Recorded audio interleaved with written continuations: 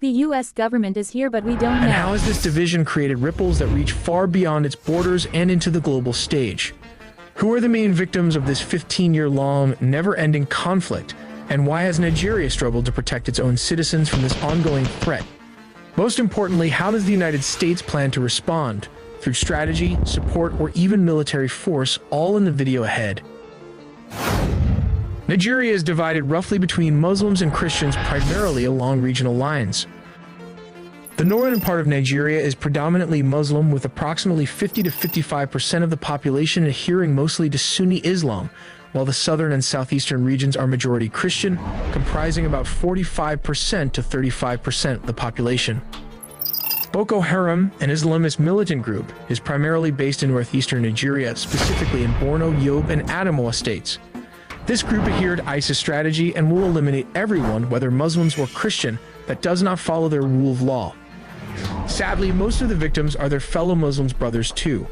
Let's look at their bases. Boko Haram's strongholds are mainly found in northeastern Nigeria and the surrounding Lake Chad region, which stretches across the borders of Nigeria, Niger, Chad, and Cameroon.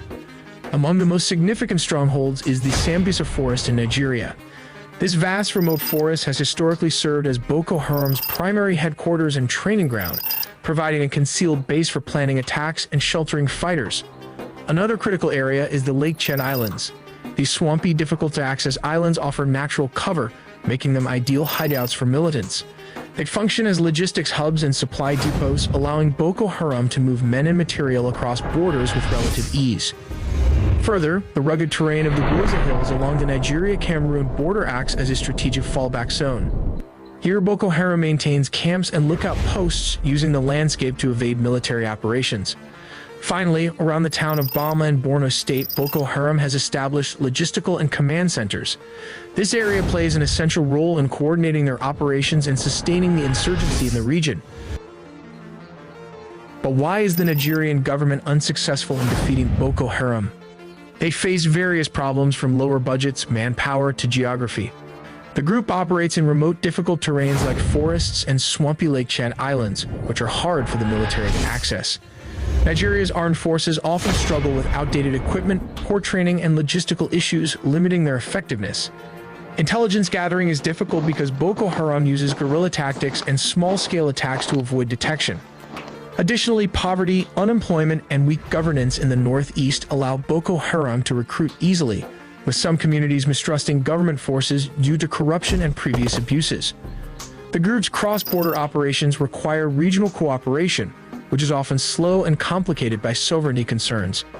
Human rights concerns and security force abuses have also eroded public trust, making it harder for the government to gain community support. Let's take a closer look at how the U.S. would go about targeting Boko Haram. First, they'd establish naval and air dominance. A naval task force made up of aircraft carriers, destroyers, and amphibious ships would position itself in the Gulf of Guinea. From there, they provide air cover, launch precision strikes, and be ready to quickly deploy troops wherever they're needed. Next comes intelligence gathering. Using satellites, drones like the MQ-9 Reaper, and signal interception, the U.S. would keep constant watch on Boko Haram's movements, strongholds, and communication, giving commanders real-time awareness of the battlefield. They'd also work closely with Nigeria and neighboring countries to coordinate security along borders, share intelligence, and conduct joint operations that make it harder for Boko Haram fighters to slip across borders. The weaponry? Cruise missiles like Tomahawks would launch from naval destroyers and submarines to take out key Boko Haram bases and supply depots. At the same time, stealth fighters like the F-35 would carry out airstrikes on command centers, minimizing collateral damage. Special forces would roll out in coordination with Nigerian and regional troops to conduct precision raids, capture or eliminate Boko Haram's leadership, and help train local forces to better fight the insurgency. Finally, disrupting Boko Haram's logistics, especially in challenging terrains like the Lake Chad Islands and Sambisa Forest, would be vital. Cutting off their supply lines and making movement difficult would severely weaken the group. Together, this multi-layered approach combines America's advanced military capabilities with regional partnerships to systematically break down Boko Haram's strength, reduce their recruitment, and help restore stability in the region. For the U.S. to completely dismantle Boko Haram, they would need Marines and boots on the ground. The strategy involves deploying a ship capable of carrying Marines, tanks, and armored vehicles close to the shore using these hovercraft. These hovercraft traverse water, beaches, and difficult terrain, delivering troops where traditional landing craft or aircraft can't go. Marines then secure beachheads and push inland to clear urban areas and complex battlefields, missions impossible without boots on the ground. The strength of amphibious forces lies in their seamless integration of ground troops, tanks, helicopters, and F-35 fighters, working together to suppress enemy resistance and maintain momentum. Hovercraft add tactical flexibility by bypassing coastal barriers and carrying heavy vehicles air transport can't handle, With this special app for football fans, where the enemy least expects.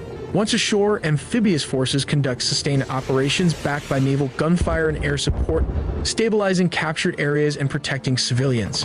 Their operations follow a disciplined rhythm: planning, embarkation, rehearsal, movement, and swift action, transforming sea power into lasting ground control. While aircraft carriers dominate the skies, amphibious warships bridge the gap from sea to land, turning devastating airstrikes into actual control and enduring influence. Only with this combined capability can true victory and peace be achieved. With the brute force multiplier of these hovercraft, let's take a look at how they change the tide of the battlefield. U.S. Navy hovercraft, specifically the Landing Craft Air Cushion and its upgraded counterpart, the Ship-to-Shore Connector, revolutionize amphibious warfare with their speed and versatility. These hovercraft can travel at speeds over 40 knots, about 46 miles per hour, far quicker than traditional landing craft, drastically reducing transit time from warship to shore. Their unique air cushion design allows them to glide seamlessly over water, beaches, marshes, ice, and difficult terrain, places where conventional boats cannot operate. This ability opens access to roughly 70 to 80% of the world's shorelines, vastly expanding potential landing zones beyond the limited 17% reachable by older landing craft. Hovercraft can carry a 60 to 75-ton payload, enough for one M1 Abrams tank or multiple armored vehicles and several dozen troops, making them invaluable for rapid deployment of heavy forces ashore. Their capability to bypass natural obstacles like reefs, mines, and mudflats ensures that forces land where enemy defenses are weakest or least expected, enhancing tactical surprise. Thanks to this speed and terrain flexibility, hovercraft enable amphibious forces to launch fast, over-the-horizon assaults, sometimes deploying from 20 to 50 miles or more offshore, significantly increasing ship survivability by operating beyond enemy missile ranges. Operations using hovercraft change the battlefield by allowing swift buildup and sustainment of combat power ashore, combined with naval gunfire and air support, maintaining momentum and overwhelming the enemy before defenses can react. In the age of drone warfare, a giant ship like the Wasp class, a floating airport, faces new vulnerabilities. Even a simple $20,000 Iranian drone has the potential to wreak havoc on its platform. To resist such threats, these ships are armed with multiple defensive layers designed to counter attacks from every angle.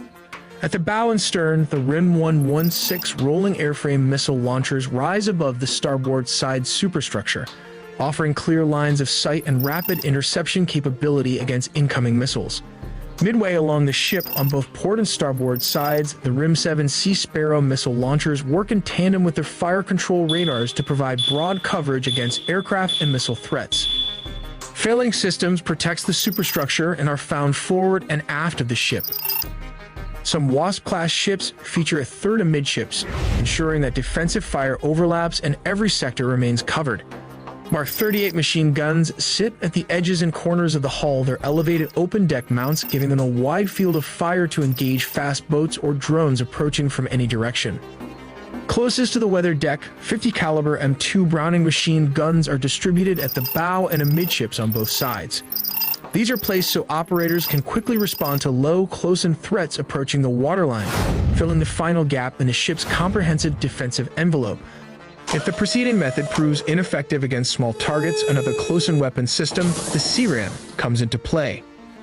The C-RAM integrates the radar and electro-optical system of the Phalanx, but this bad boy alone packs an 11-cell RAM launcher that can be reloaded, thus creating an autonomous system that can engage threats without... We know that the US Army is already here, just waiting for the right moment to strike. Based on all the information we currently have about the Department of War's assistance to the Christian from Donald Trump's statement, Poverty and insecurity will soon be eradicated in Nigeria. The government's preference for some regions of the nation while opposing the Hausa trip is extremely worrisome. The Muslims appear to be the objective of supreme power. The Boko Haram have the advantage in killing and are protected as a result. What is causing them to act incorrectly? Nobody is discussing it because everyone is terrified, but we think depression is on the verge of happening. The US Army has already arrived, we reiterate.